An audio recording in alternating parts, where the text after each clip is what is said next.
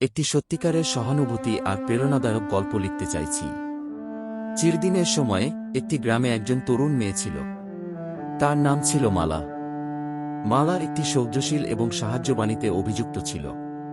তার মা বাবা খুব মধুর হৃদয়ের মানুষ ছিলেন এবং তাদের পুত্রীকে সব ধরনের শিক্ষার সুযোগ দেওয়ার চেষ্টা করেছিলেন।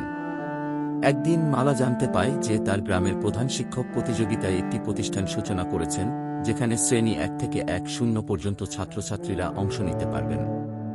প্রথমে মালা ভয়ে পড়ে, কারণ এটি একটি প্রতিযোগিতা এবং সে নিজেকে যদি উচ্চমানের প্রতিষ্ঠানের মধ্যে দেখতে পেতেন তাহলে সে অনেক খুশি হতো, কিন্তু তার স্বপ্নের পুরনো জায়গা তাকে নিয়ে স্বার্থপর করতে বাধা দেওয়ার মতো মনে হতো।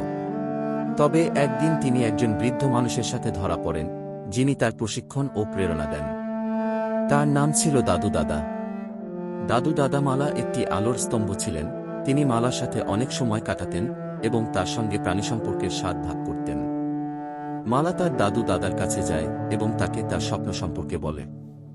দাদু দাদা মালাকে বলেন, মালা, স্বপ্ন দেখার জন্য আপনাকে মৌলিকভাবে কাজ করতে হবে।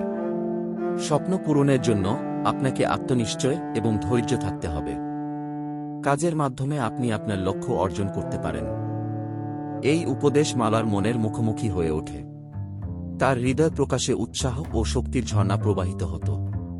মালা নির্ধারিত হয়ে ওঠে এবং আর স্বপ্ন সাধন করার জন্য শ্রম করতে প্রস্তুত হয়ে ওঠে। মালা অবশ্যই তার প্রশিক্ষণের উপস্থিতি সংক্রান্ত অনেক প্রস্তুতি নিয়েছিলেন। সে প্রতিযোগিতার পরীক্ষায় অংশগ্রহণ করতে গিয়ে সম্মানিত হয়ে ওঠে।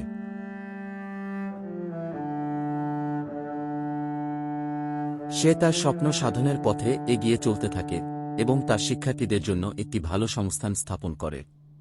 মালা একজন প্রেরণামূলক প্রধান হয়ে ওঠে। তার দাদু দাদার উপদেশের প্রভাব আরও উজ্জ্বল হয়। সে একটি উজ্জ্বল স্বপ্নের লক্ষ্যে পৌঁছানোর জন্য তার প্রতিজ্ঞাবদ্ধতা আরও শক্ত করে দেয়। মালা আর কোনোদিন স্বপ্ন দেখার আগে হেসেনি। সে বিশ্বাস করেছিল যে যখন একজন ব্যক্তি স্বপ্ন দেখে, তখন তিনি সেই স্বপ্ন সাধন করতে পারেন। সুতরাং মালা সবসময় সবচেয়ে ভালো করার জন্য অগ্রগতি করে। তার দাদু দাদার সাথে সাথে কাটা সময় তার সম্মানিত মনোযোগ এবং প্রেরণা ছিল।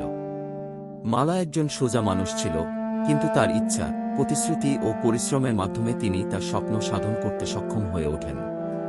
তার কথা শুনে আপনি কোনো পরিস্থিতিতেও আপনার স্বপ্ন থেকে হারাবেন না, বরং একটি লক্ষ্যে পৌঁছাতে আপনার প্রতিশ্রুতি ও পরিশ্রমের মাধ্যমে এগিয়ে চলুন।